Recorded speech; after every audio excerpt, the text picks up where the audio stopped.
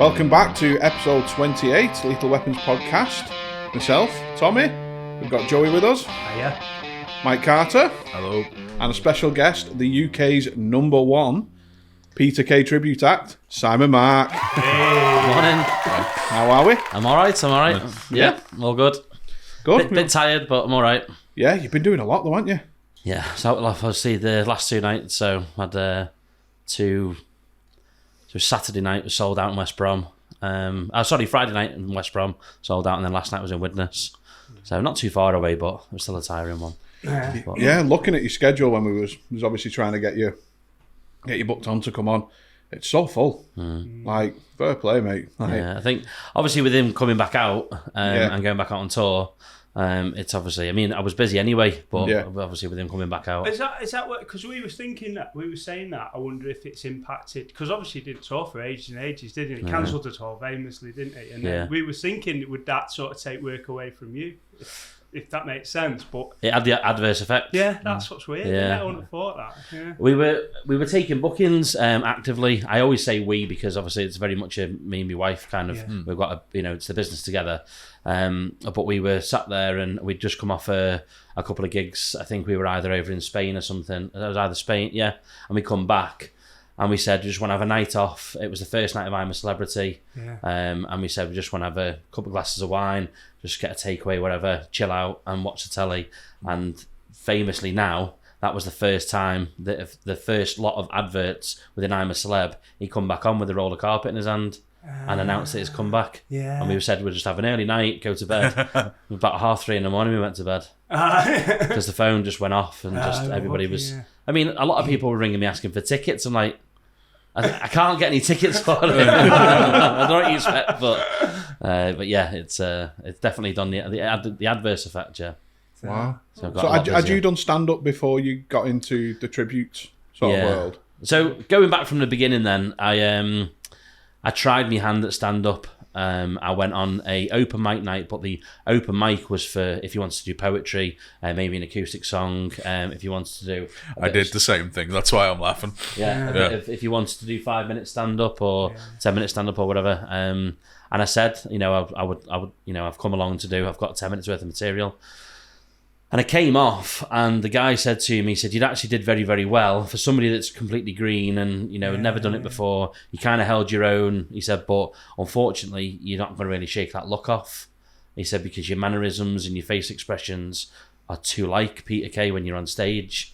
And then I thought, okay, so kind of dusted myself off.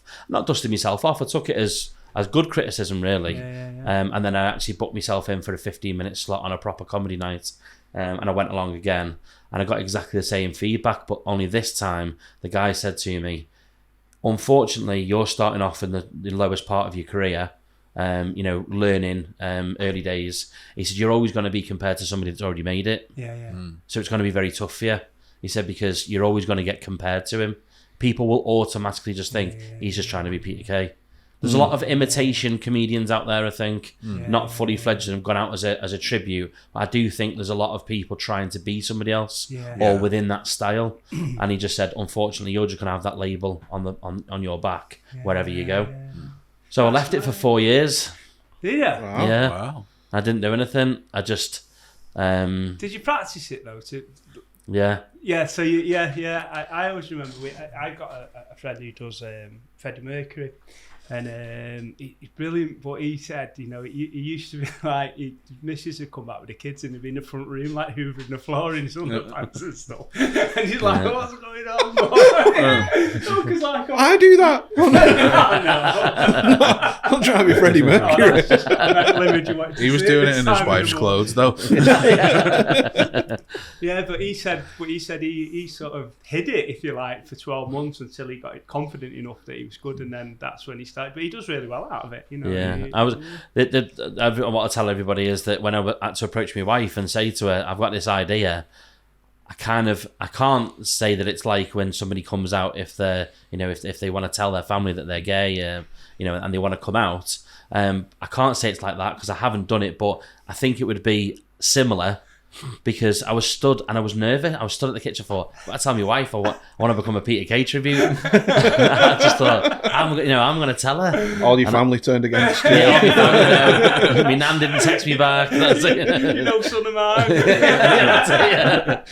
But, all my family are Billy Connolly fans. Having to come out as a Peter Kay tribute. That was it. Another black sheep. But yeah, it was obviously I was nervous. The only person I was nervous obviously was telling my wife and then saying to her, I didn't at the time I didn't want to pack in my job. It was just something we wanted to do over the weekend. Just get off the beaten track, go and see places that I've never seen before really. I just have a little bit of a weekends now are full. They come and go, don't they? Especially when I was working, I had a 9-to-5 job. The weekends just came and went. So I said, well, why don't we just get out there and go and see a bit of the country? And that's what it was designed to do. And then it snowballed into what it is today. So that's brilliant. It's good. Yeah, you're obviously doing really, really well, because I've never seen such a packed schedule when we've tried to book guests and stuff. It was crazy trying to just seeing how much, because I've never delved into the sort of tribute act world. I didn't even know it really existed in stand-up comedy, if I'm completely honest with you. So what's that world sort of like? Because obviously we know what it's like to do stand-up comedy and the communities within stand-up comedy. Is it similar within?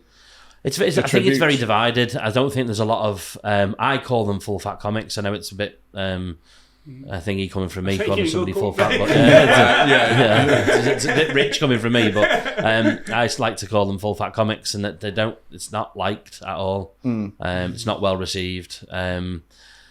And I was talking to somebody, and they said, "Well, if you can imagine, these YouTubers that are coming up, and they are now turning into the boxing world, and they're getting the biggest opportunities simply because of the following of the, and they're getting the best opportunities, and they're almost like the grassroots are getting forgotten about who are coming up through the boxing world." And he said, "That's what you're doing. You're taking bigger venues, and just because you can imitate somebody else." But I kind of disagree in a way, and I agree in a way. Well, in some ways, though, it's good that you are, because it's good for the people who are watching you at the end of the day, because there's a lot of the times where, trying to get tickets to go to wherever and that, and it was silly money and all the rest of it, you know what I mean? So I think it's good that opportunity exists, you know what I mean? I think so. Well, some people are dead as well, aren't they? You never see them, but you go to see a tribute band. Yeah. There's either somebody within that band. I'd love a tribute granddad.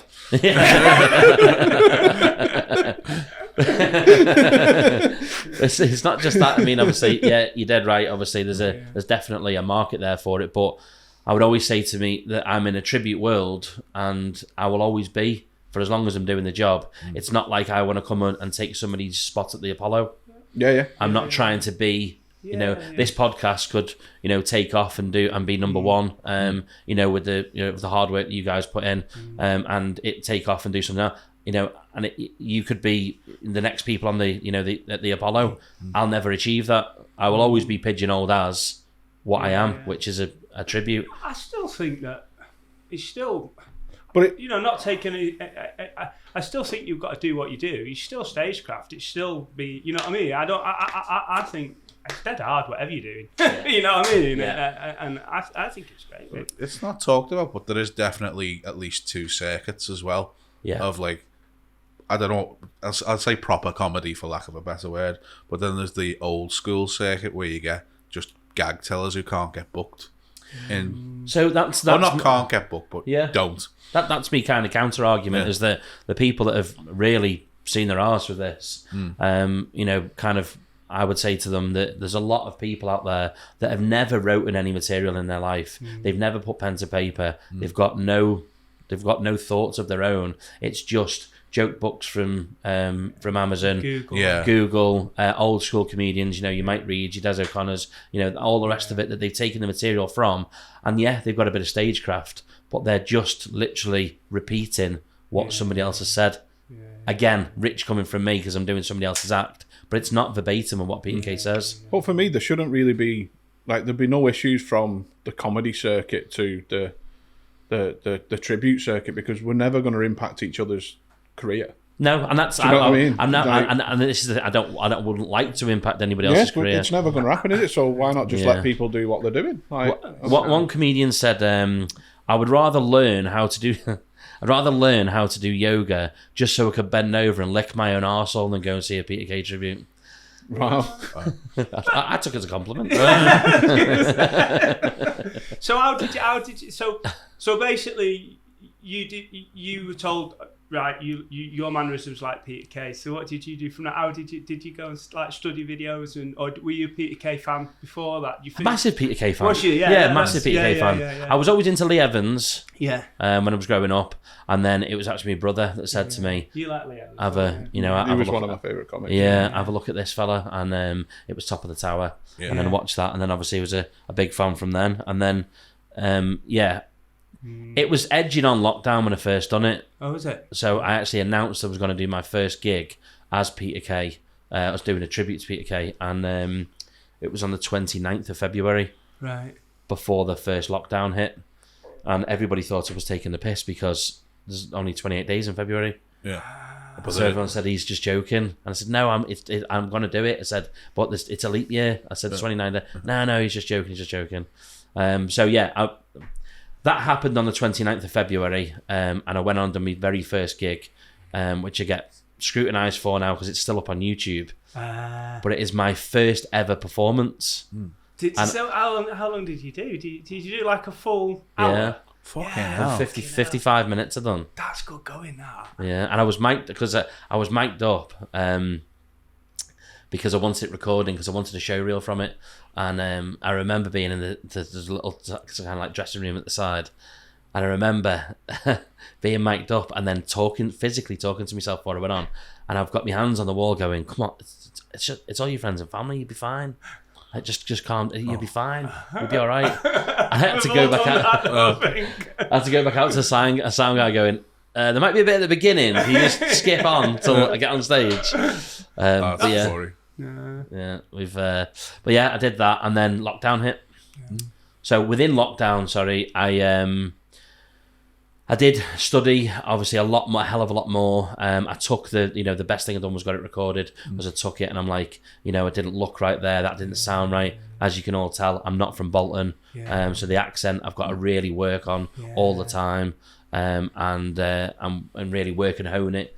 But then it also, I thought to myself at the time, because we had such consecutive lockdowns and how long they were for, I thought if I don't come out and talk about anything to do with it, people just think, if I start coming out and just parroting garlic bread, people think, what, has he been living under a rock for the last 6 months? So I come up with a bunch of me first 15-20 minutes of material was all lockdown stuff. Was it? Yeah. So you write your own material and then do it in the style of that's ace. I didn't realise that. So sometimes it may be his punchline. Yeah. But it would be brought up to date.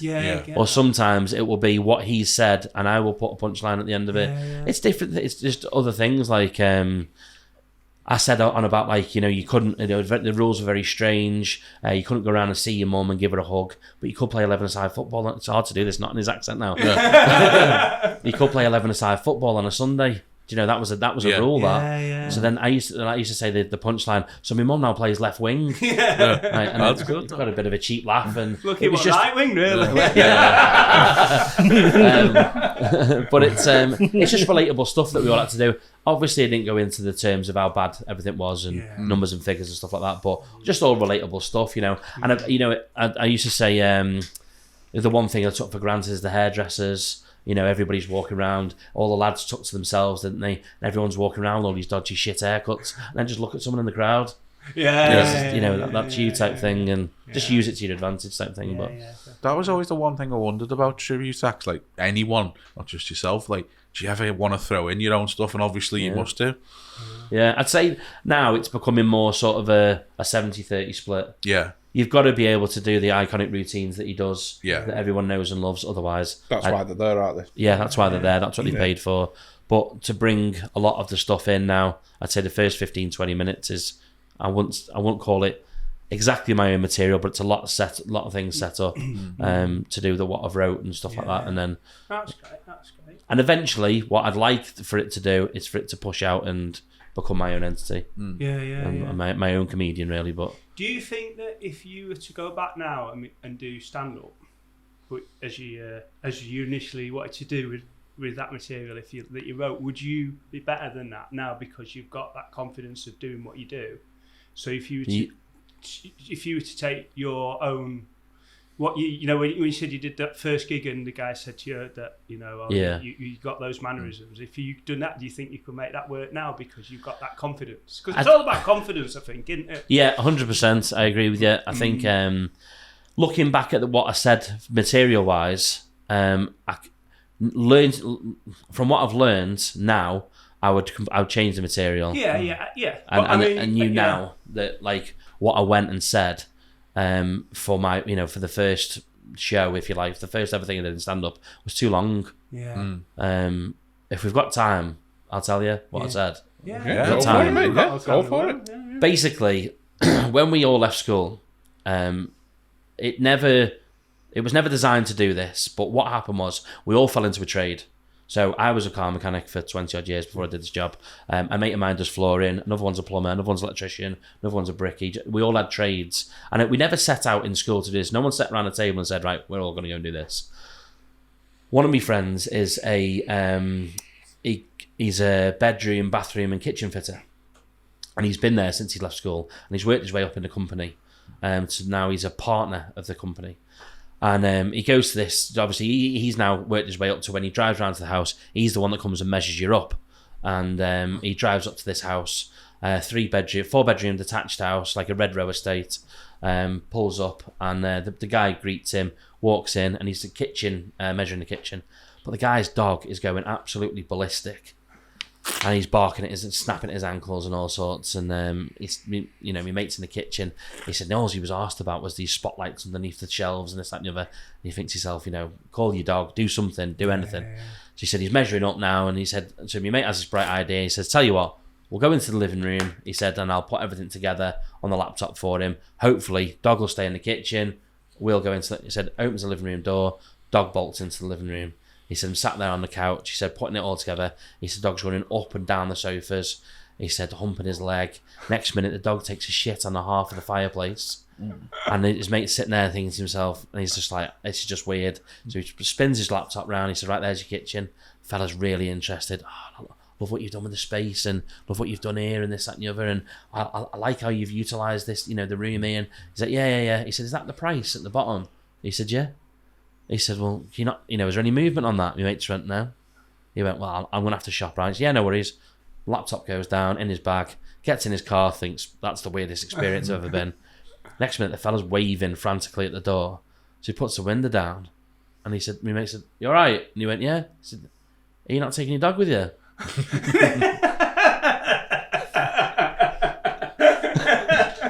My mate said, it's not my dog. The fella said, it's not mine. What had happened is on the initial meet of hello, a stray dog had ran in. But they were both too polite to say, is this yours? Yeah. Your dog's just shot Your on dog, me. yeah, the fellas must be sitting there thinking, fucking brings his dog with him. Shit all over the place. And he won't knock any money on.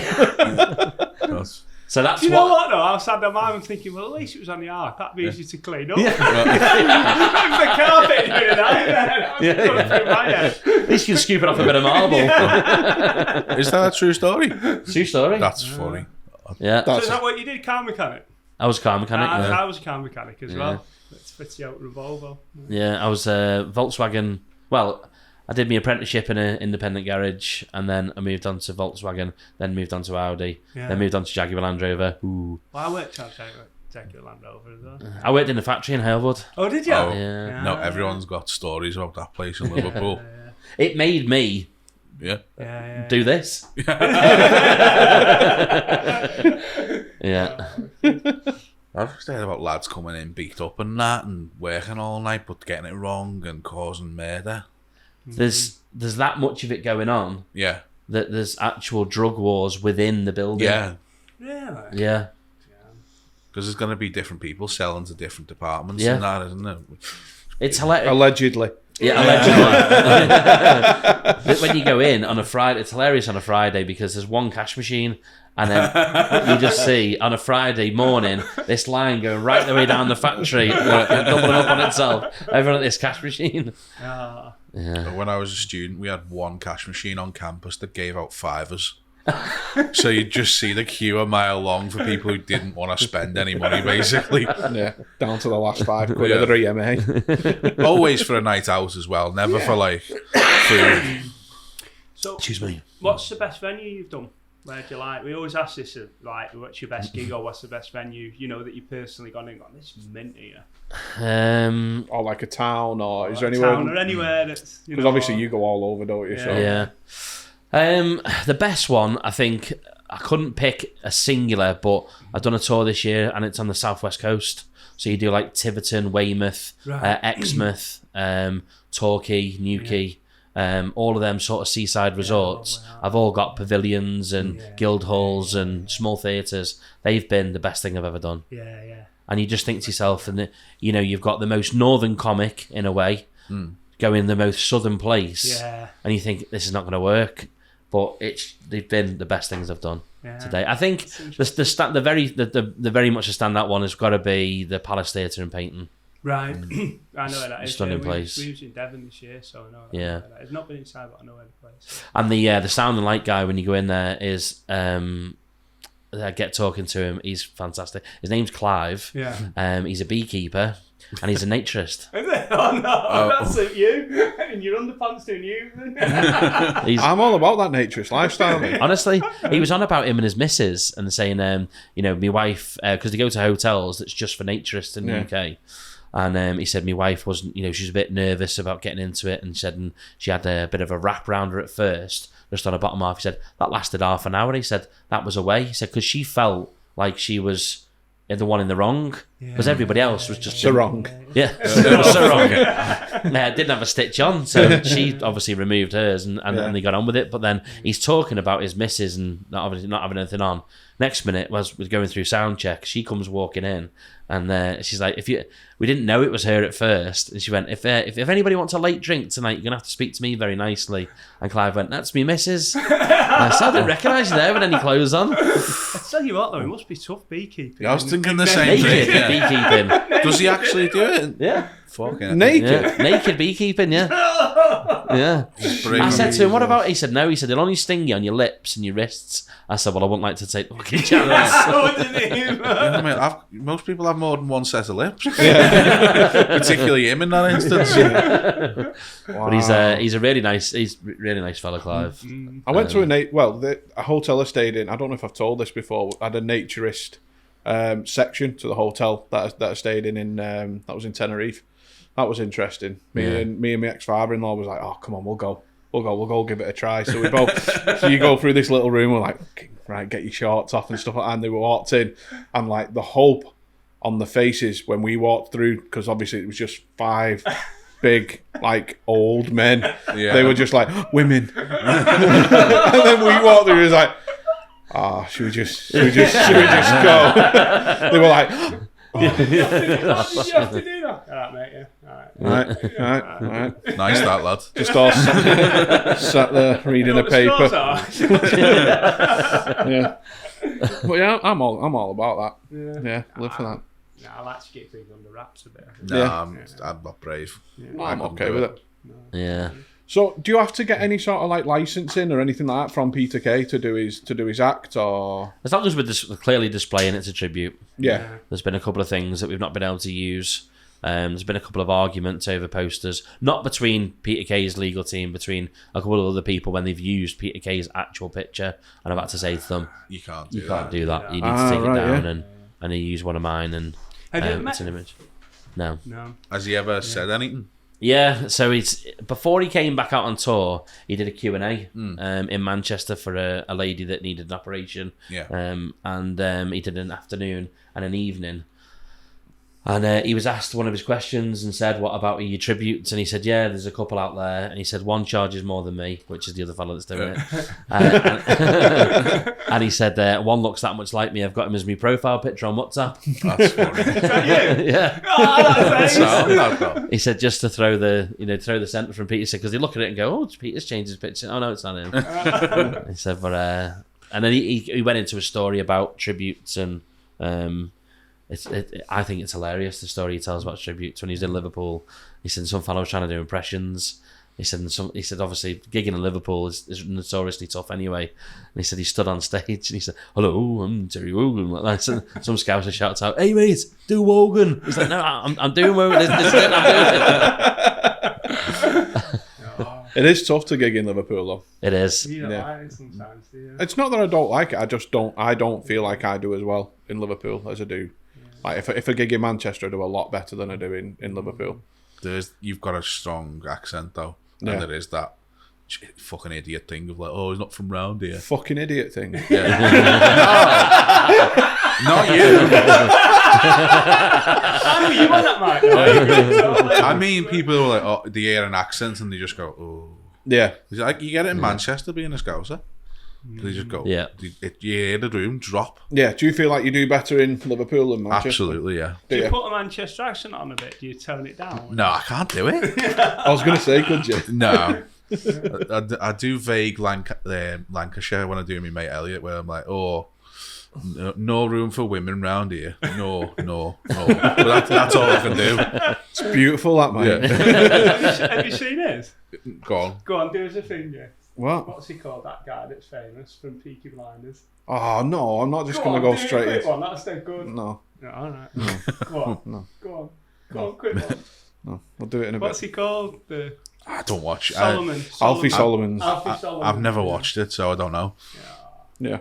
Might do it later. Okay. Yeah. Do it when we're least expecting it. Yeah. Just go Surprise with it. us. Yeah. That's my talent. I can do 3 impressions and they're all Tom Hardy. Which one? One of them's got to be Bane. Yeah, I can do Bane. He's never done Bane though. For us. Oh, he says never... he can, but I've never done it. You got to do them all now. I'll do Bane. Go on. The pressure. This is my tribute. Let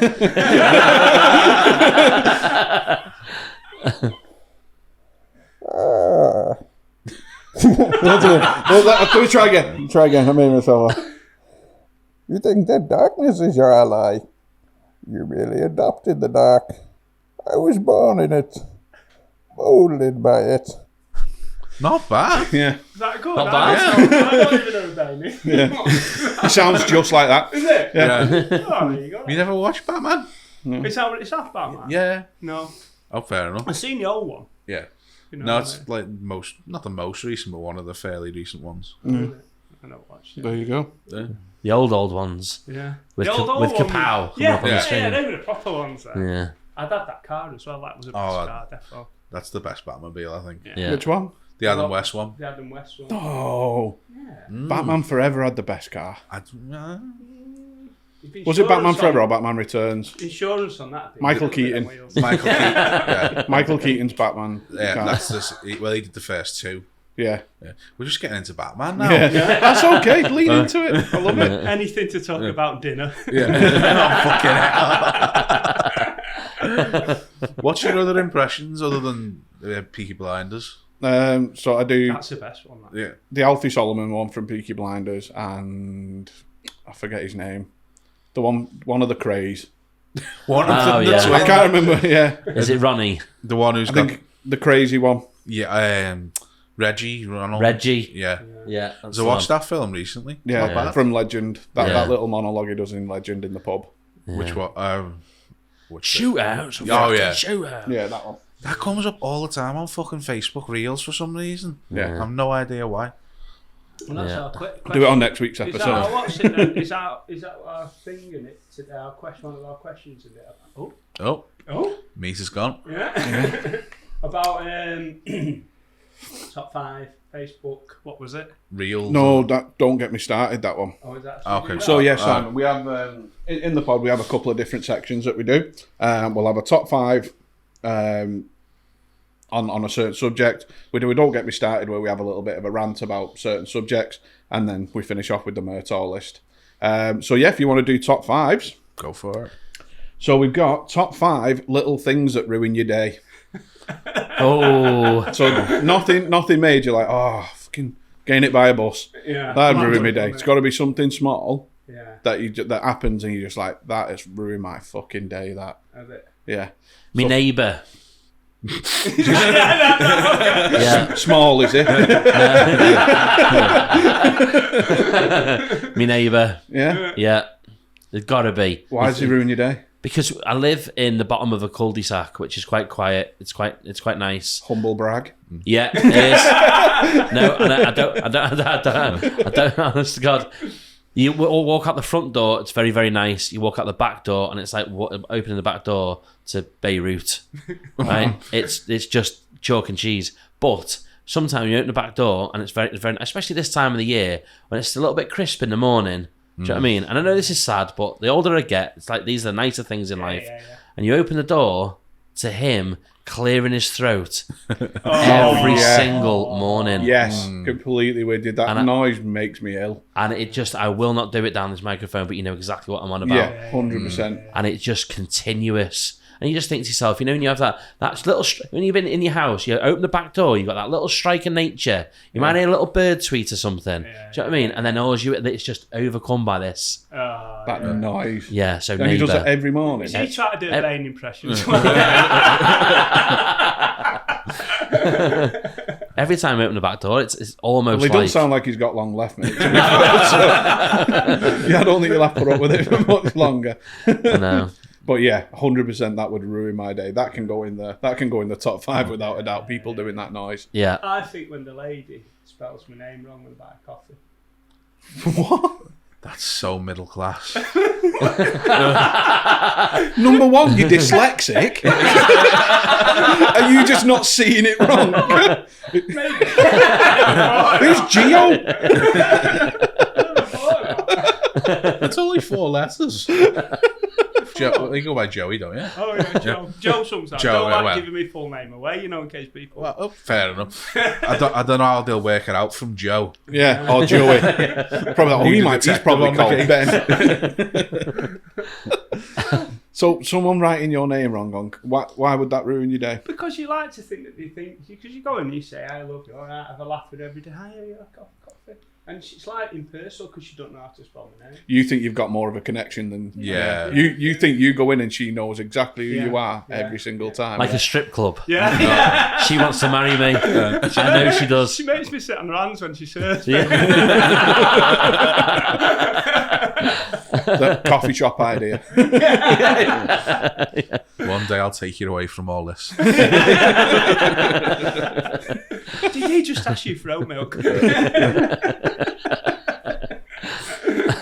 Mine's when, when you've had a wee and you think you've shook it off proper and I've done the dab and then you put it back in. What's the dab like?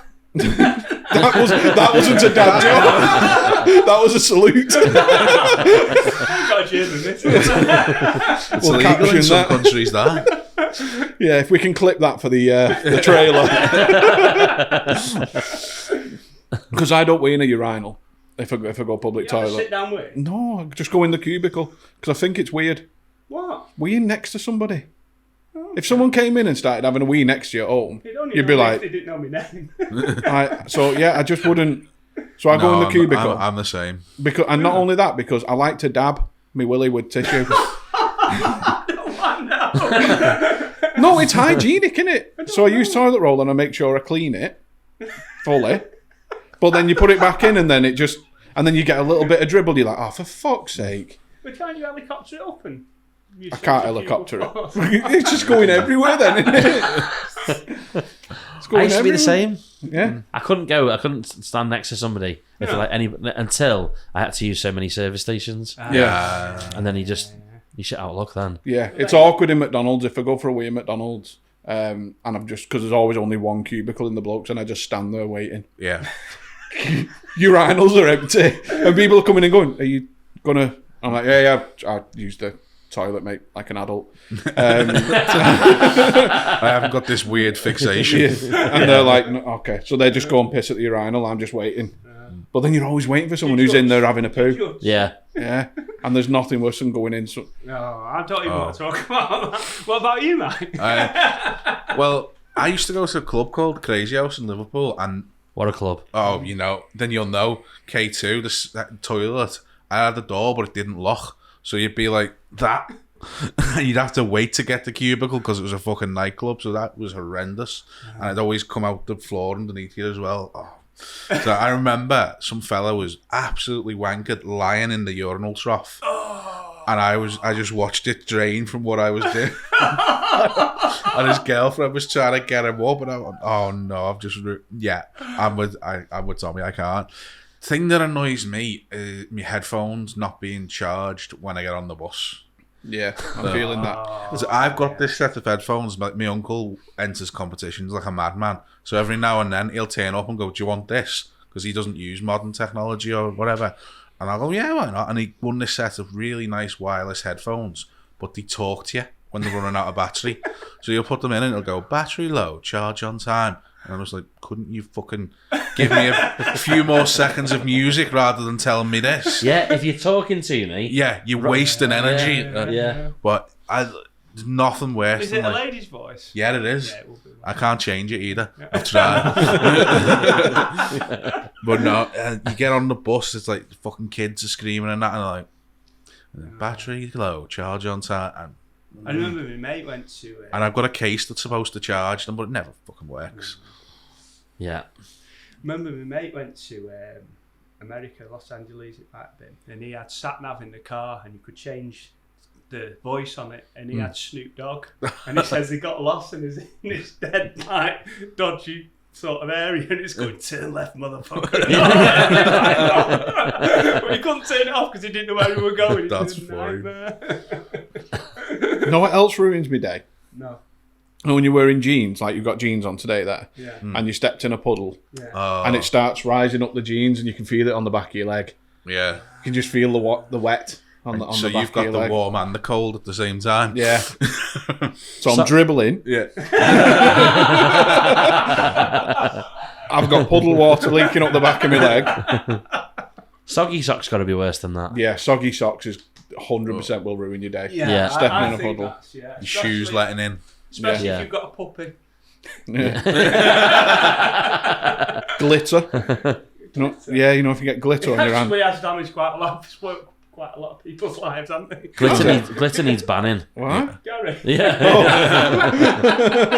I don't think he's mounting a comeback. Glitter, where do you get glitter? No, glitter. 100%. Sorry, I 100% agree. Glitter should be banned. I won't buy a birthday card with glitter on. Thank you. Yeah. Because you wife can comes never in- get rid of it. No. You think you've cleaned everywhere. You think you've cleaned it off your hands and everything. The next thing you just see a little twinkle on your hand. You're like, But doesn't that little sparkle just make you happy? Like a little bit of a... no, because I don't live in a fucking fairy tale world like you do. I'm watching the news. It's dead sad. And I've got, no. I'm just picturing you in your house now with covered in glitter with a coffee cup that says Jeff. Fuming. So no, Double F. it's another reason I don't like going to the strippers. Why? Because you end up covered in it. And glitter? Yeah, because they all have body glitter on, don't they? I imagine. Allegedly. Yeah. You end up with it on your jeans. You fucking... No, No, you're not having that. no, glitter can fuck Yeah. off. Glitter's and that is a really little thing that pisses me off.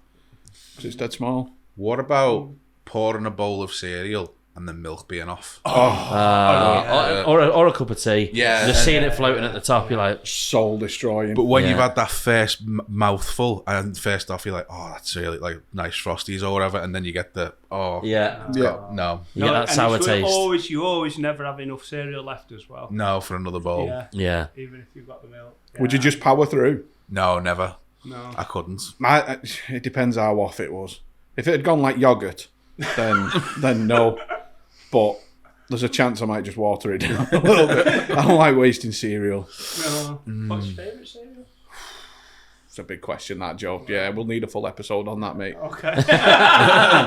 So come on, we've got the top 5 then. So what have we got? So we've got glitter. People clearing the throat loudly. Yeah. Incontinence. Got a weak ass prostate. That was that song, wasn't it? Just a little dribble. Good name for a band. Yeah. Weak ass prostate. It's definitely a metal band somewhere called Weak Ass Prostate. In there. Don't push too hard. On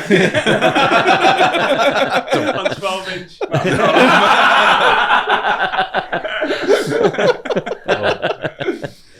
All vinyl. I think that's a good one. That's a good top. You didn't have one though? I did. You didn't? Coffee spelling wrong. Yeah, we're not having that. That's not making a top 5. Yeah. What really annoys me in the day? Ruins the day. Tell you what really annoys me when you get to work and forgot my key to get work open. I'll do. And then you got to go and get the car from the car park, drive home and get the car. Yeah, forgetting shit. Yeah, that. Yeah. Yeah, doing that. Yeah. But I don't. Yeah. But then it's technically not your fault that you're late for work. No. Because then you're like, oh no, I've got to go back, get the keys, it's that and the other. And I would have been here on time, Yeah. but I forgot my keys. You can't ever play that off, can you? Because it's still your fault. Yeah. Yeah, I can give you that. Yeah, that's annoying, isn't it? Yeah, because you then got to get back in the car, drive back home. Stubbing your toe, I suppose. Oh, yeah. Yeah. It's the worst. I've hurt my hand so many times from stubbing my toe because I'll then hit the thing that I've stubbed my toe on. You know when you've done it. It's like, I know it's inanimate. Penny's done it when it really hurts. Taste of pennies. Yeah, you always taste pennies in your mouth when you really hurt. So. Oh, right. Never I do, noticed that. That's blood, isn't it? Yeah. Is that what it is? You might have internal bleeding, Joe. Every time I come off my motorbike, I can just taste pennies. It's dead weird. That's another good incident. Did you not know like blood tastes like copper? Is that what it is? Yeah. I don't bite policemen. I'm not going to ask how you know. I drink my own blood. You're looking younger. There was genuinely, I'm back on the dating apps now after 6 years. There was a girl who told me she was a vampire and she wanted a pint a week. A blood? Yeah. She said, sometimes I'll have a full glass. What is she, a lion? And she said, What does she? What? Yeah, sometimes she'll have a pint glass. Other times I just want to have a nibble on you while we're sitting watching the telly. Is it fair? I'm not joking, 100%. There's a podcast somewhere where there's a guy going, you know what pisses me off? When my missus fucking starts chewing on my neck trying to watch EastEnders. She was also... Today she is. She's also, she said, a mechanophile. A what? She likes machines. She's attracted to machines as well as people. Oh, you're one of them. I like that. I like machines, yeah. Do you want a number? No, definitely. She watches Johnny 5 to get off, doesn't she? Johnny Five will help it. Told you. Put a wig on it. I don't know if he drink people's blood, though, I think. You know? It can't be people's. No, that's what she said. How? She wants... She work at a hospital or something? I don't know. She said, you'll drain some off for me. What, as in you? Yeah. She wants to drink a partner's You blood. have to make some sort of fucking... Scalpel, check. I assume she's got like a needle and a drip set up, but I don't know. I didn't take it much further with her, to be honest. Fucking hell. You're not putting your dick in her mouth, are you? Jesus. Not again. You're drippy. She wouldn't mind if you didn't dab. Don't fucking waste it. Stop doing the salute, John. You're going to get us shut down. I can't believe you've never brought this up. Well, it only happened recently. But... We was talking about stubbing our fucking toes, man. Yeah, I didn't talk to her very long. You've got to make a blood offering to the fucking woman. She has a weird thing to fall out over her with, but she was like, what are you doing? And I said, I'm playing a game. And she's like, oh, me too as well. And what game? And she said such and such. And I went, oh, it's a bit of an old one. She went, yeah, I've only got a PS3. And I went, you fucking meth. And she blocked me. That was it. Yeah. So the blood sucking was fine. Yeah. But the fact that you had a PS3 and not a PS5, he was like, at least not for me. Too far. Yeah, too far. Well, I knew I wasn't going to go any further with it, so I just thought I'll see what I can say. And that was too much. Do you think she makes it into like black pudding? I have no idea. Like cooks it at least. But somewhere I around can't just here, imagine wasn't it? necking a pint of blood. Somewhere in like the Manchester area, Blackburn or Bury or one of them, they can't test for certain cancers the way they usually do because all the fecal matter's full of black pudding and that's blood. So like all the tests came out. Yeah. I read that somewhere once. Berry black pudding's famous, isn't it? Yeah. It's fucking gorgeous as well, isn't it? Never had it. Blood puts me off. It is the nicest. I would have a go, like, but the idea of what it is puts me off. Yeah, just don't think about it. Just eat it. Yeah. I can ask for some advice now. Yeah. Or I could if she didn't have a PS3. Fucking hell, that's amazing, that. Yeah. Canophile. I didn't even know that was a thing. Oh, God, yeah. There's a few people out there who are like... There's a documentary you can find it on YouTube called I'm in Love with My Car. Oh, yeah. Yeah, you know the one I mean. Yeah. And there's a fella who's like so fucking into it. He meets up with another guy who's in a car relationship and he shags his car without asking him. And the next morning they're washing down the cars together and he's like, have you jizzed on my car? It's a real... I've seen this. And I watched it... Yeah. I watched it with a mate and there's a bit where... Am I being retarded? Is this actually true? Honest, 100%. I'm in love with my car, yeah. Yeah. It was actually... It was on Channel 5, obviously. Yeah, it was on... It made TV. I'm assuming they use the exhaust pipe. They don't show you. Where else would you shag a car? I don't know. I'm not even thought. I think... Air intake could be fun. Yeah. We'll put that heater blower on top. I just don't... What? Well, I watched it with a mate, and at one point, like, there's one guy who's just fixated on his car, isn't there? Yeah. And another guy who's like a car nonce. He just... What, only new ones? No, not on below an edge. No. New and pre-reg. It's got an MOT or nothing. He's only got a PS3. He cannot keep it in. Like, they take him to a car show, and he's just like... What, try to start? But at this fucking show, they've got like Herbie and Airwolf, and he can't fucking keep it in.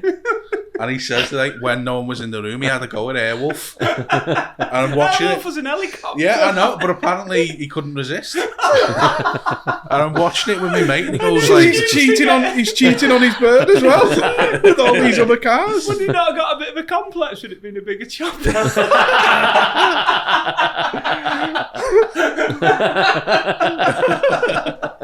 Surely this was a mockumentary. no, I swear to God. This, And I watched it with my mate, and he's like, Herbie, Airwolf. He's like, I've heard of people fucking your childhood, but this guy's actually fucking done it. yeah. I remember the very beginning of it. It goes like, it's 1982 or whatever, and two family members are having an illicit affair, but only one of them can talk. And this is Gary. He's gone down to make love to the family car. In many ways, he's Britain's first metrosexual. Oh no! Because he shagged the Austin Metro. Yeah. And that's, I swear to God, is the opening line of it. I've never forgot it. I need to find this documentary. Very easy. It's on YouTube. I don't want him. Why? Sounds right up your street, Joe. To be honest. You were all into it when it was the blood-sucking girl. Yeah, well, that's different, isn't it? That's natural. Joe does that to working class people anyway. That's how he stays looking so young. He's actually 704, Joe. But I feel like I am. But in Altrincham, they just drink the blood of the working class, don't you, mate? Yeah, on a Tuesday, though. Yeah. If you get the name right. Just go and swipe them from Greg's. Greg's, what's it called? I can't think of the Pret-a-Manger. You ever been in a Pret? Yeah. Have you? I think It's going well for you, though, isn't it? Your wife used to work in there. Seriously? Yeah, that's why I went in. That's why you've got that Of course you cul-de-sac in it. I knew you'd have been in one. Out in London as well. Fucking Only hell. That's the only place I've ever been in one, because it was the only place I could find in London that I knew. I won't go in on principle. Why not? They look Tory, don't they? They do. I thought you were going to say because they killed that kid. What kid? Some kid ate something there and had a horrible allergic reaction. Oh, that's his parents' fault. That's faulty genes. That's fuck all they were. That's fuck all they were. Not listing the ingredients. You have faulty genes, are damp. In more patches than one. Top and bottom. Yeah. Dab. So Simon, have you ever done anything abroad with your act? Yeah, we've done Places that I would never really have gone to. So let's say if you were going on holiday, if you've worked all year, and you were to go somewhere like the place that stands out is the Isle of Wight. Sorry, we've been the Isle of Wight, but the Isle of Man. Oh, no, I like the Isle of Man. I go Yeah, watch love racing there. yeah, and absolutely love the place now. Yeah. But I would never have gone on holiday. No. For no other reason. I haven't got no beef with the place. Yeah, it's just I would never think of working all year round to go to the Isle of Man. Just to go and visit it. It just, I don't know, maybe it's just a bit narrow-minded for me. You're not going have you there? That's the only thing. But the place itself's great. It's like heartbeat, and it's like going back. It's definitely like going back in time because when I went over there, I was told, obviously sharing the dressing room, and there was a soul and Motown singer on. And they are a little bit behind the times because we're putting the suits up in the dressing room, and I've got a couple of props that I take out on stage with me, so we're getting that sorted. And the fellow, the host and compere, said, "A brilliant night for you tonight. We've got a fantastic a tribute to Peter Kay, and we've got a soul and Motown singer on, and he must be good because he's black." Oh, really? Yeah. Wow. And I was just stood in the dressing room, and I was like. And he went, "It's not they're not the first person to say this." Yeah. And I was just like, I had thoughts. That's just how kind of behind they are. But other places we've been to is a place in Ibiza called Escanar. I know Ibiza. Yeah, it's about half an hour, 40 minutes away from San Antonio. It's a lot more laid back, chilled. They have like a hippie market there. It's where you go to relax, basically. A lot of people, if they can't get in San Antonio in the main, in the summer, they will holiday there and then just commute to go do the clubs and everything. That's a really nice place. It's like kind of family orientated. Torrevieja or Costa Blanca, I do that a couple of times a year, but we go out and do like 8 days. We'll do 7 shows, and then we go to. I've been to Cyprus. I was actually in Cyprus, and when I got there was a banner with where I was going to be performing, and like my face at the end of it, just at the place where we were staying. And when we got in and we checked in, the guy said, "I'll show you where your room is," and this, that, and the other. And he said, "My bar's open till 1:30." And I said, "Well, I'm not going to go down and get, beard up, but I won't mind a drink." And he said, "Well, come down, not a problem." So we sat down at these tables, and there was like 4 tables laid out, and the pool was there. And I sat down and got all the nice cold beer after travelling all day. And I could see this woman, 86 she was. And she'd be 88 now, so it's 86 at the time, and I could see she's ripping the back of the beer mat. Has anybody got a pen? Has anybody got a pen? And I thought, oh, bless her. She's like ripping the back off this beer mat like this, and I'm sat there, and I just clocked, and I knew what she was doing. I thought she's obviously seen me face on the poster outside, and she's putting 2 and 2 together, and this, that, and the other. And she comes walking over. "Excuse me." So she walked past the 4 tables, and she got the pen and the beer mat, and she said, "Sorry to bother you." I said, "It's all right." I said, "You okay?" She went, "Yeah." She goes, "You are the fella from The Chase, aren't you?"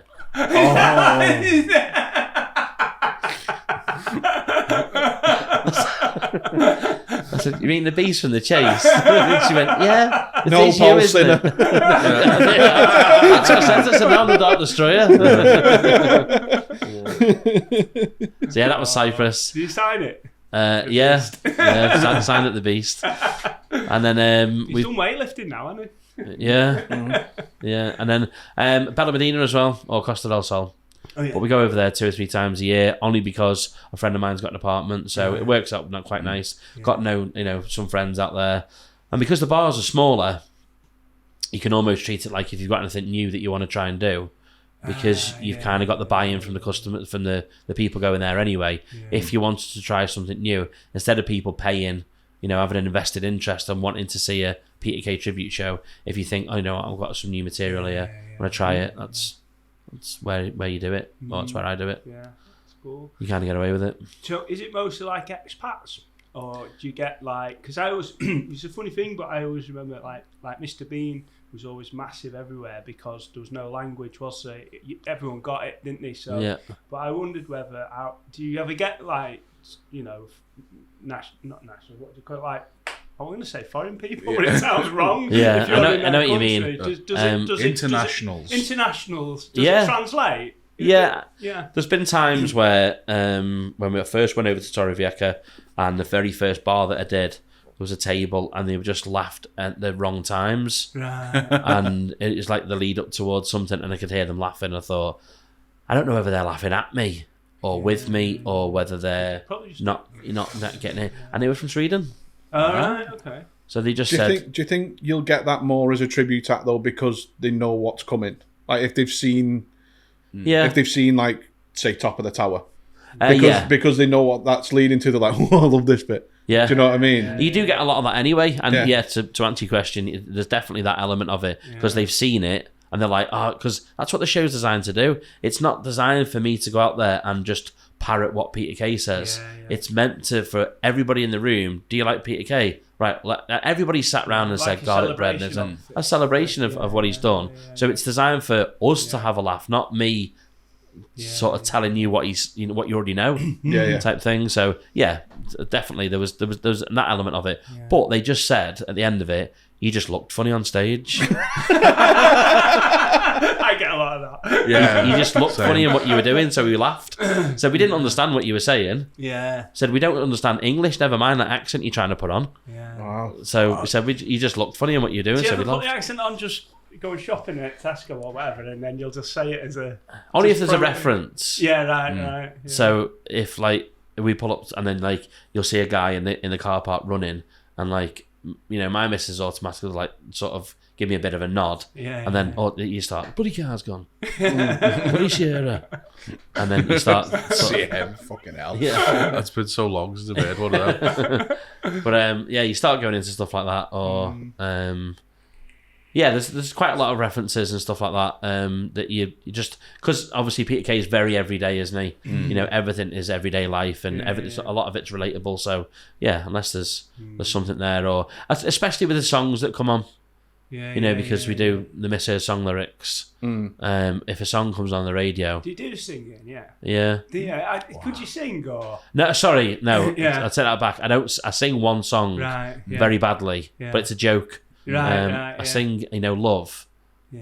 L is for the way you look at me. That's I sing that in my set, but I actually use it. It's a bit of a giveaway, this, but I actually use it to whatever. You don't have to give it away. Don't you know what I mean? Whatever venue I'm in, I use it to walk behind the bar and pour myself a drink. Because there's a big middle bit that's got nothing in it, so I just walk behind the bar. But it works quite well because I pour myself a drink and I come back behind the bar and cheers everyone. And if you've not had the best of nights, it works really well to get them back on your side. Because everybody will shout cheers back. Even if they haven't liked what they've seen. And the cheek of it is funny as well. Yeah, absolutely. Yeah, but just go walking behind I need the a bar bit like that in my set, I think. 15 songs. Just so blinded by the end of it. I don't want to be I'm just feeding a habit. Just go off, wait for the toilet cubicle to empty, come back on dabbing. Joe. We are the anti-Semitic fucking pod today, mate. No, that's far from it. Should we do a Don't Get Me Started? Go on. Go on then. So Don't Get Me You have to Started. tell us the premise of it, though. Yeah. So Don't Get Me Started is where we just have a rant about a random subject. Mike's come up with the subject for this week. So I think I'll let Mike introduce it. Facebook oversharers. Okay. When someone, they want to tell you, but they also want you to message them. Yeah. And they want to have the long comment thread where people are going, oh, you're okay. You're all right. Yeah. All of that. Because they want the attention. They don't want the problem solved. They just want attention. Yeah. And it fucking gets me going. My least favourite are I've got two. One is where they take a picture holding the nan's hand in hospital. Fucking hate just that. A random nan? Or? No. A tribute nan. A tribute nan. Because they're like, just hold my nan's hand and I'll take a picture. And they just want attention, don't they? Spend time with your fucking nan. Why are you on Facebook? Anything like that riles me with happy heavenly birthday. Yeah. That fucking gets me. Yeah. It's more of an anniversary. Yeah. But do you think if they're up there, that's what they're doing? Yeah. Checking Facebook. Fuck off. Yeah. Yeah. Or happy Mother's Day to the best mum in the world. She's not on Facebook. Yeah. Doesn't use the internet. But you wouldn't know that, though, would you? Well, yeah, because you'd tag them, wouldn't you? If they was on Facebook, they'd be tagged. If you know how to do that, you could, yeah. Yeah. I also don't like the thingy one.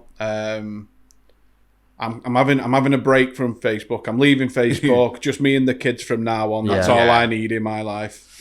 They always look exactly the same. My pet hate is coming up. Is that one family that all share the same B&M pajamas? Oh yeah, at Christmas. At Christmas, same. And she's on her third husband that year. But they're in love. In love. But the pajamas have been through every husband. Yeah. There's 3 arses been in them pajamas. He's the 4th one, and it's like just us. It's just us now. Put myself first. The kid wants a fucking bike for Christmas, not another dad. Yeah. Can you afford a bike? That's first question on first date, innit? Yeah. What about? I always think because it's just happened. New school day picture. Yeah, that's wearing thin, isn't it? Well, what? I just think because so many people like you got to protect the pajamas. Wearing the biggest question is, what did people do before Facebook? I was never ever on my first day of school paraded around the neighbours going, look at him. Yeah, that's look at him. No. It must be like the new Argos catalogue coming out for nonces. It is. That's exactly what it's like. This is the September range. You're proud of it, aren't you? Proud of it. Do you do it, Joe? Managed to afford a blazer. Yeah, but I'd show, if I had kids, I'd show my mum, my nan. I'm not going to be like, Joey's going to love this. Yeah. Look at him, he looks terrified. Yeah. Still got sleep in his eyes. His ears all stuck up at the back. Yeah. He keeps asking me who I am. Where's my real family? He wants his other dad back. The third one. He was the best. Why have I come in from the summer break with another name? Yeah. Oh, that used to happen so often in my primary school. Yeah. I can remember that happening. Kid would always, there was one specific kid, I won't say his name, but there was one specific kid. Would always come back. I don't know his surname now. It could be anything. He'd always have a new surname every year. What about the one kid whose mum bought him the full fucking uniform? You know, like fucking shitty working class school. Everyone's just in the jumper and tie. Yeah. One lad's got the blazer on and he's just a target. Yeah. For the rest of his life. Yeah, ever. Yeah. Rulers and pens in the top pocket. Oh, everything. Yeah. Full pencil case. Yeah. It kind of gives people complexes, that though, isn't it? Yeah. Yeah. Messes them up. This one lad still is angry about the fact that we took the piss out of him for wearing a blazer at school. Yeah. I'll see him every now and then and I'll be like, just sold me third house. What are you doing? Do you work at Butlins? It's red one now.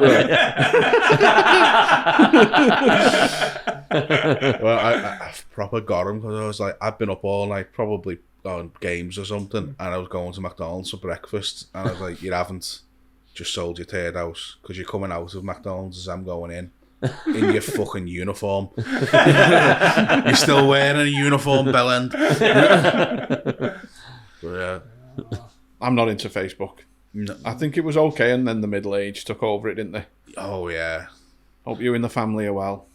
That's on every fucking picture I now. like that though. Because you're the middle-aged. Yeah, well, It is. But I like Facebook because it's a bit like, you know, I love what I do like on Facebook is that, like, we have a local group around here. Oh, they're the best. What people put on, and you just like, how do people breathe? How do they remember to breathe? I'm banned from so many of them for being a tit. They are the best part of Facebook, I think. It's like the local area groups sort of thing. And I love the buy and sell pages it's sort as well. of taken over from the local paper, hasn't it? It has. That could be a don't get me started buy and sell groups with wax melts and laser wood cut shite. Laser wood? Yeah, like it's been cut with a laser cutter and it'll say something like, only the best mummies get promoted to granny. Oh, yes. Yes. But not at 34, Julie. Yeah. Live, laugh, love on a pallet. Anything like that wall stickers shite. Yeah. Someone that I used to be related to. Used to be. My ex's sister-in-law, but I didn't know. She had a wall sticker in her kitchen that says, "What the fork's for dinner?" and it was about 5 foot high. And one on the letterbox that says, "Hello, Mr. Postman." Wow. Yeah, I was just walking around. Don't you not think that's assuming that he was a bloke? Well, yeah. So I went round a girl's house once, and she had a sign above the toilet that said, "If you sprinkle when you tinkle, please be sweet and wipe the seat." Really? Yeah. Sort of shit on a toilet. No, I didn't. It was in the bath. I shit all in a bath, and I just fucking left it there. But that's I get that completely. Anything like that, yeah. Those little cringy signs in people's houses. What about when you put like what do you call it, like inspirational quotes on Facebook? That does me head in. The lad, there's like there's sort of a trend at the minute, isn't there, with lads doing it on Instagram, where they'll just sit in the car and it'll have sad music, and then they'll say something really deep. Like the sea. Yeah, they'll say the sea. Yeah, they'll say something really inspirational, and this one's really gonna hurt, guys. Have you seen the fella on TikTok who does fake reactions to terrible things happening? Like, he'll do one. The one I saw him doing was leaving my kid alone for a minute in the paddling pool, and the baby topples over and drowns, and he comes running out, going, no, and holding the kid's body. And he's always put Snow Patrol over it. And he's chasing cars? Yes! That's what that other fella did from before, wasn't it? Chasing cars. Sitting in a down sheet of pavement. Yeah. Well, like, he's done all these things where his kid dies or his kid gets kidnapped, and he's got millions of views. And he seems to be doing it straight. He's always in tears. He needs sectioning, really. Yeah, yeah. Very strange. Needs a little bit Or about a good this, bit of man. tragedy in his life to put him back into perspective. Yeah. Yeah, that's a what do you call it? A social media Sickness. TikTok has become, I think, one of the worst for me. Yeah. It's took over people's lives. It has. Like, literally, it's took over people's lives. Yeah, it's just not. I mean, when it first come out and everybody said, "Oh, that's for 13-year-old girls dancing," you know, and everybody was a little bit like, "What is it?" And that's when I liked it. Yeah. So everybody didn't really know what it was, and it was like, it's not for me, it's for kids. And then all of a sudden, like you say, the middle age got hold of it, and now it's just nothing of what it first set out to be at all. There's a guy in ICU fucking dying over here, and the nurses are doing a fucking Yeah. You know what I mean? Yeah. I think I'm that's not banging my pants for you cunt. I think that's the worst aspect of social media, actually, is corporate entities trying to be funny. Yeah, but not funny in the sense of cracking an actual joke. When they try and do, look how relevant we are. Yeah, internet humor. Like, you get, I don't know, like Curry's being like, can't believe it's only 2 days till the new Spider-Man comes out. We're so beside ourselves, or it's totally cringe not to have the new mobile, and you're a fucking shop. Yeah, you're a shop. Yeah. You've always been a shop. Yeah. Just keep putting people in the screens as you walk past. That's the best thing Currys do. Yeah, it is. When you walk past the shop and you can see yourself. Yeah. That's it. Football results. Yeah, or football results. Showing our age now. Yeah. Put grandstand on. Final Score. That noise is so nostalgic. You know the voice from Final Score? From like the late 90s. I never watched football, really, so... No. Nah. That's because you're Liverpool. Too busy being an athlete, mate. Too busy being. Yeah, I was always in the gym. Right, so go on. Got the merto list. Go on. So the merto list. Have you got one for today? Yeah. Yeah, it's one of my mates. To be fair, he's not really given me permission to say it, so I won't say his name. Okay. But he's had a bit of a thing with his missus, so I'm just going to talk about it on here, and then I'll just tell him later. These pajamas smell strange. She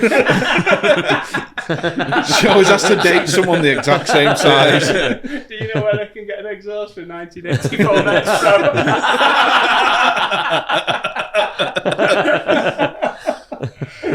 So, Simon, the merto list was basically because of we based our name on Lethal Weapon film. Merto is always saying I'm too old for this shit.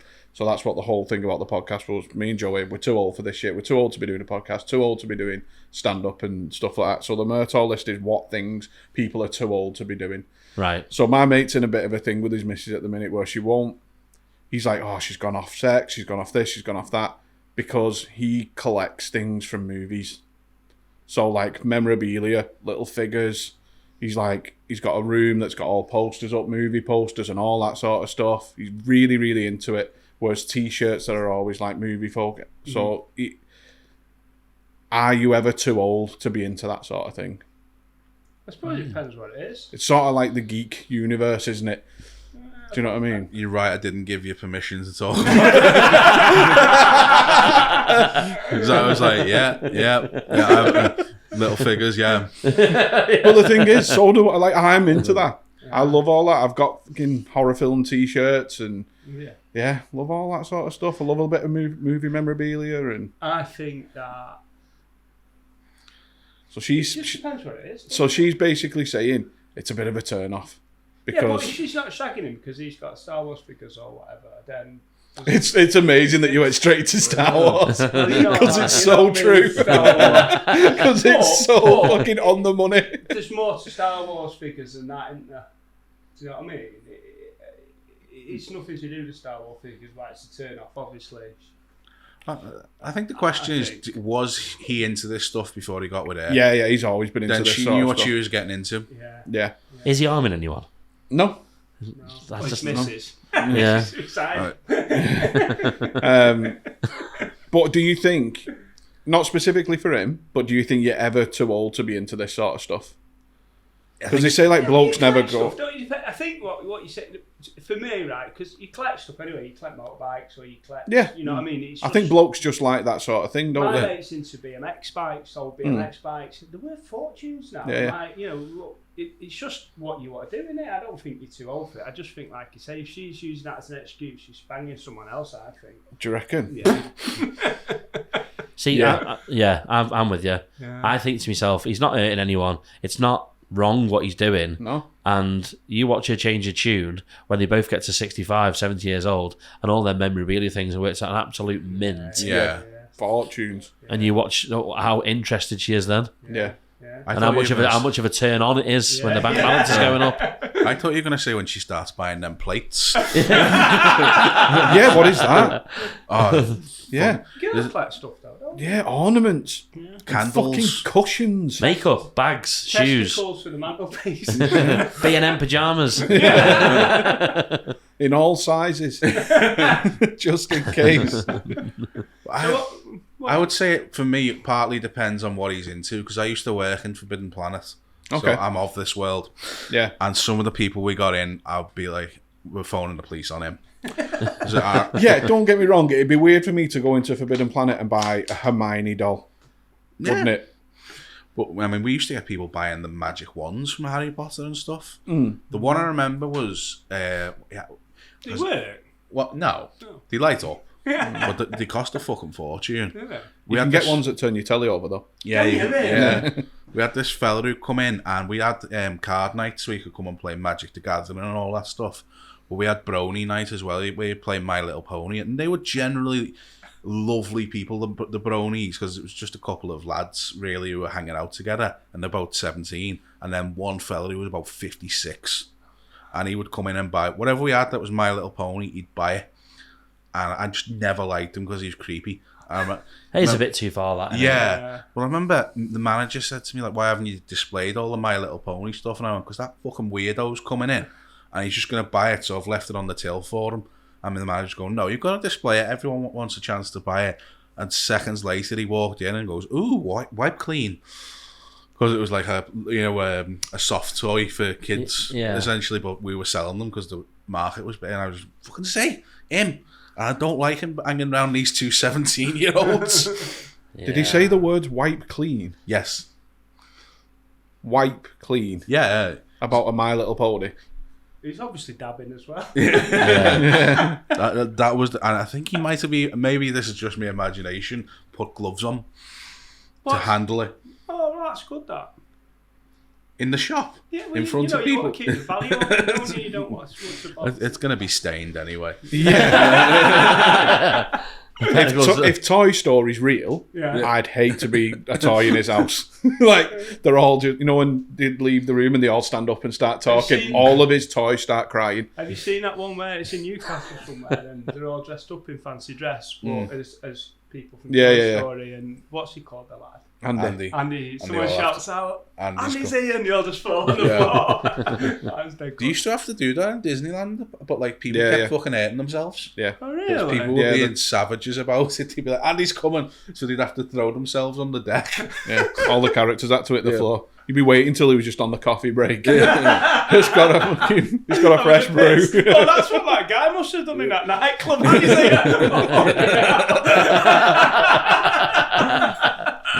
Old and My Little Pony. I don't think you're ever too old to be into what you're into. No, I agree. Do you know what I mean? Yeah. Well, like... Yeah, you can be, definitely, yeah. Yeah, memorabilia-wise, you can, yeah. Again, I think there's some memorabilia that's fucking dodgy, but if it's just horror films and that, nah. Horror films, Star Wars, that sort of thing. Which my mate is, it's all Star Wars type stuff. Does he have a lightsaber? Yeah. Yeah. He has two. Colour? He has two. He has a red and a green. Because he has to have both sides, don't you? I don't know. He's got both sides. I don't know. Yeah. Red's evil. Oh, is it? Yeah. Oh, that's good. I don't red one. So I think that's fine. I don't think there's any issues with having little collectibles and If stuff it's like that. too much, I think it can. What would class as too much? Well, I remember there's a guy who used to come into Forbidden Planet and everything was about the A-Team. Oh, that's fair enough. Everything, he'd just tie it back to the A-Team.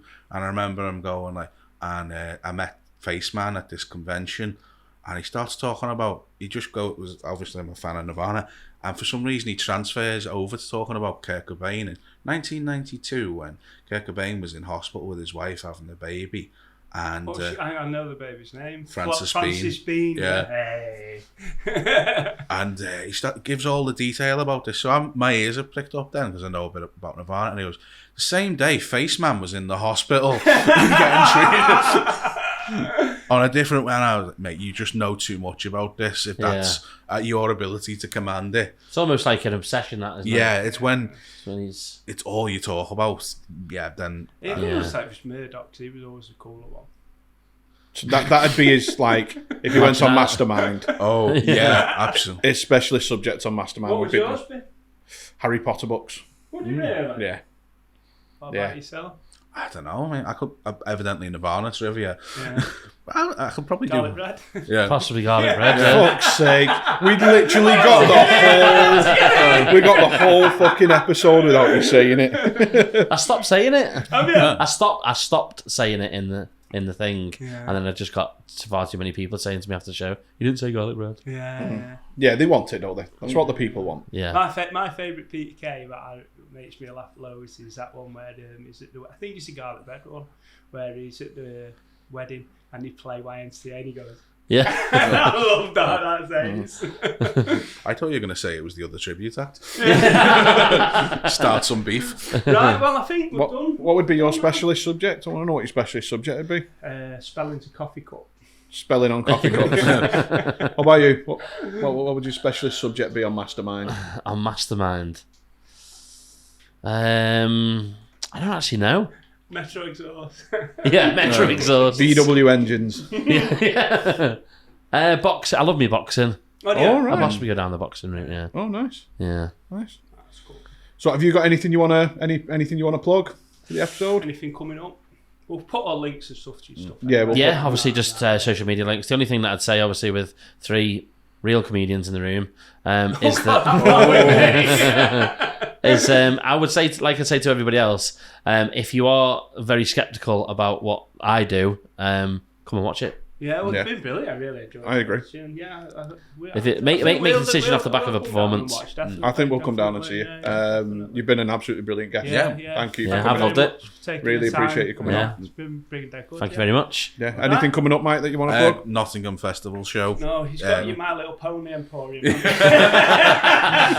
Yeah, it's second hand, lightly used. Wipe clean. I literally just went to him, I fucking told you. No, just the Nottingham Festival show with Jack Miller in November. Google it, you'll find it. Yeah. Sweet. Yep. If Jack's still alive, Yeah, he'll be there. Jack. God bless him with his recovery. Yeah. I've got the semi-finals of Beat the Frog on the 16th of October. So yeah, come down. I'm going to come to that as well. So come down, give me some clap. Look out for the wet patch. Yeah. Brilliant. Thank you, everyone. Cheers.